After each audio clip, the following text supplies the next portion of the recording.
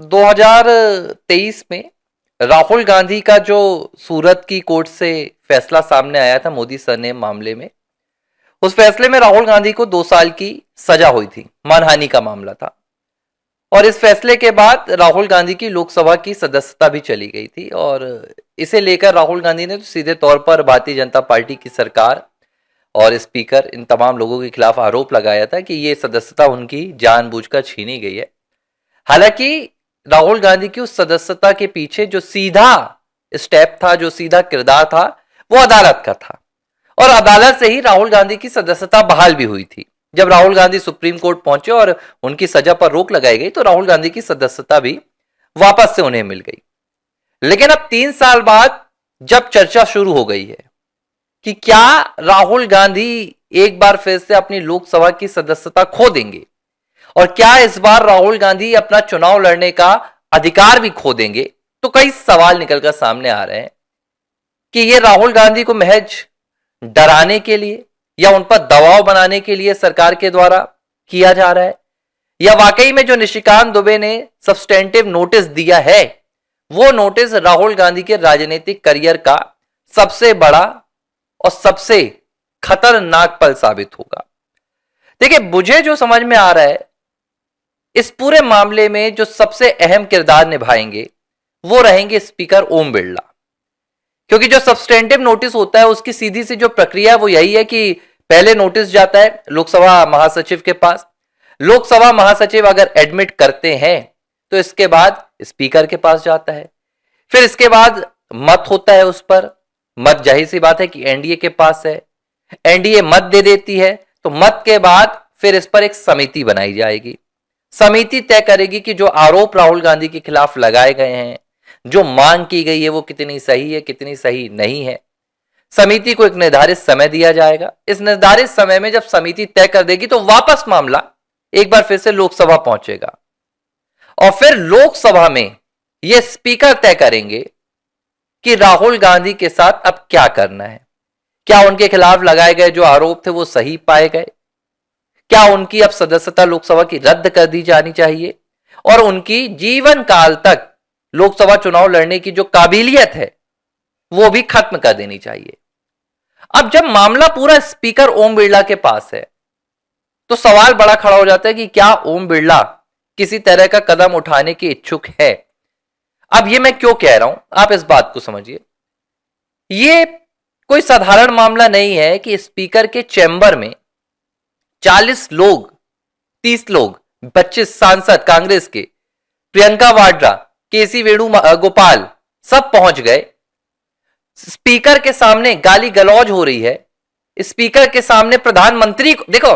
एक मामला था, आप स्पीकर ने कहा कि यही मुझे फर्क नहीं पड़ता अगर आप मुझे गाली दे रहे हैं, उदाहरण के तौर पर, ठीक है, ये स्पीकर का बड़प्पन है कि स्पीकर ने सबको माफ कर दिया, सबको क्षमा दान दे दिया।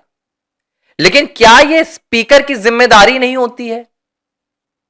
क्या यह स्पीकर का कर्तव्य नहीं होता है कि सदन के भीतर देश के प्रधानमंत्री उनके सम्मान की रक्षा ना करें, देश के प्रधानमंत्री को नॉनसेंस कहा जाए उनकी रक्षा ना करें? और सम्मान तो छोड़ दीजिए, यह स्पीकर का दायित्व है कि ना सिर्फ प्रधानमंत्री का बल्कि सदन के भीतर मौजूद हर एक व्यक्ति की सुरक्षा की जिम्मेदारी वो ले। यह स्पीकर का दायित्व है। लेकिन क्या ओम बिरला अपने दायित्व को निभा रहे हैं?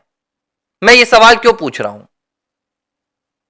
जब ओम बिरला साहब ने 4 फरवरी को प्रधानमंत्री नरेंद्र मोदी के ऊपर हमले की साजिश के तहत उन्होंने बताया कि उन्होंने आने से रोक दिया है प्रधानमंत्री नरेंद्र मोदी को, क्योंकि उन्हें ऐसी जानकारी मिली कि कांग्रेस के कुछ सांसद पीएम के साथ कुछ अप्रिय घटना करने वाले हैं।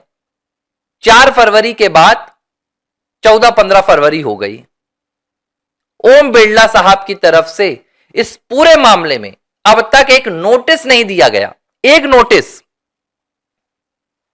सदन का, संसद का अगर देखा जाए, लोकसभा का, तो स्पीकर से बड़ा दूसरा किसी का पद नहीं होता है। सारे अधिकार हैं उनके पास, सारे अधिकार, यहां तक कि प्रधानमंत्री की सदस्यता रद्द करने का अधिकार भी उन्हीं के पास है। लेकिन हुआ क्या? कुछ नहीं हुआ।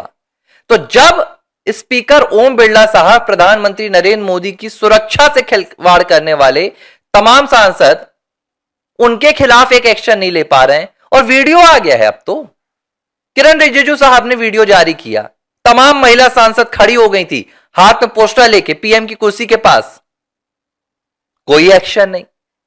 आपका मान लेता हूं मैं, बिरला साहब के चैम्बर में कांग्रेस के सांसद घुस गए, कांग्रेस के सांसदों ने गाली दी, कांग्रेस के सांसदों ने धमकाया, बिरला साहब का बड़प्पन माफ कर दें, क्षमा दान से बड़ा कोई दान नहीं होता।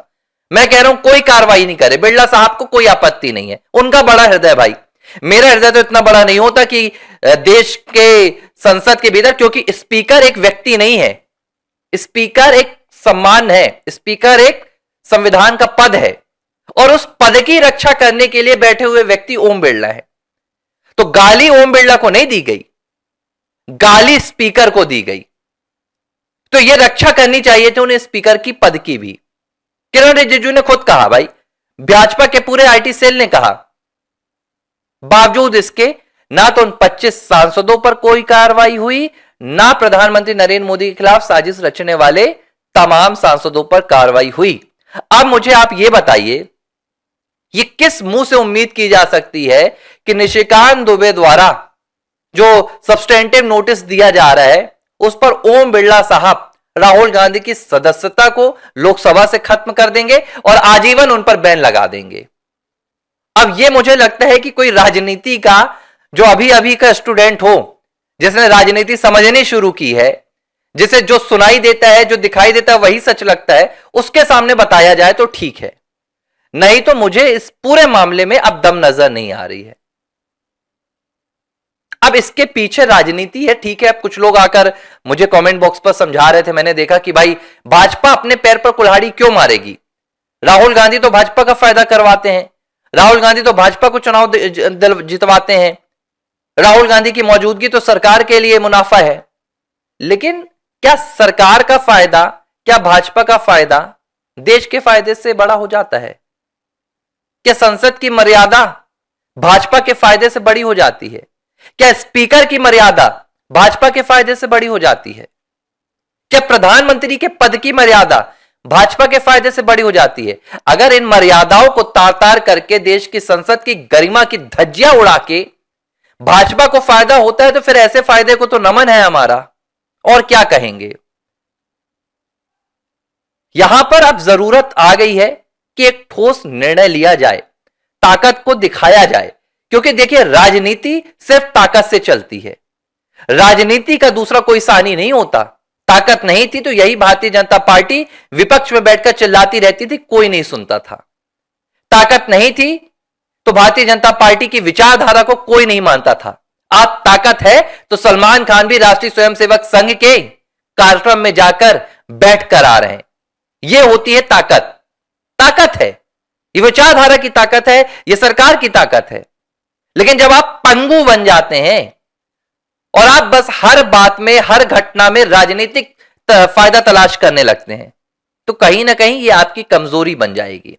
और जब आपको विपक्ष कमजोर फांस लेगा, जब विपक्ष आपको कमजोर जान लेगा, तो फिर आप समझ लीजिएगा कि यह राजनीति में आपके लिए कहीं ना कहीं आने वाले दिनों में एक बहुत बड़ी मुसीबत का पहाड़ भी बन जाएगा।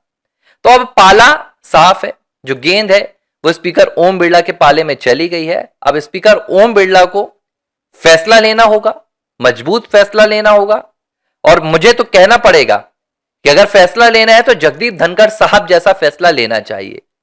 भले उन्होंने इस्तीफा दे दिया था बीच कार्यकाल में, लेकिन जब तक वो राज्यसभा में थे उन्होंने दहाड़ा है, उन्होंने कभी भी विपक्ष के सामने घबराने वाला कोई वहां पर तस्वीर नहीं दिखाई, कोई दृश्य नहीं दिखाया।